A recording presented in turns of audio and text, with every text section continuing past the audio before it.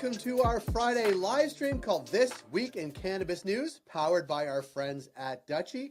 Each Friday at 10 a.m. Eastern, we'll deliver an overview of this week's cannabis news. It's quick, it's comprehensive, and it sends you into the weekend as a more informed cannabis professional, and it's made possible, as I said, by our friends at Dutchie. You can find and connect with that team through a link in the show notes. Now, let's get to it. News from a place we don't talk about a lot when it comes to cannabis, Utah. Noble Predictive Insights and Keep Utah Medical released polling results this week that showed that 52% of Utah voters would support an adult use legalization ballot measure, while 38% said they would not support a ballot measure and 9% said they were unsure. And here's why it matters. According to the Cultural Currents Institute, Utah ranks 5th among all states as the most culturally conservative based on 21 key indicators. So for polling to suggest that legalization has a majority of voters on board kind of feels like a big deal. Maybe a little bit more likely and a lot more pressing is the move to legalize in Pennsylvania. There is a supportive governor who likes to tweet about cannabis, as well as a number of bills in both the Pennsylvania House and Pennsylvania Senate with an array of approaches to legalization.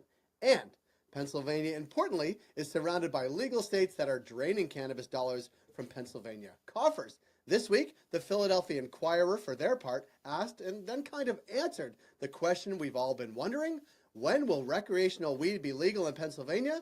The wait isn't over. Cultivated readers know we like when elected officials and candidates tweet about cannabis, like the aforementioned Governor Josh Shapiro in Pennsylvania. Now, it's candidate for New Jersey Governor Steve Sweeney's turn, and he's tweeting about allowing home grows in the Garden State. And it's no surprise to those in the industry that Missouri is already a top tier, meaning $1 billion plus year market, but others are noticing too. Missouri got the attention of the Wall Street Journal of all publications this week due to its relative market size coupled with its state's unique political makeup. You can read the Wall Street Journal's How Missouri Became a Cannabis Mecca in the show notes. It's linked. Note that it's behind a paywall. Not only did Missouri legalize at the ballot in November of 2022, the state then sprinted to get the legal market up and running. From November 2022 election to the initial adult use licenses being approved was a lightning fast 3 months. It's a lot to learn from Missouri's example.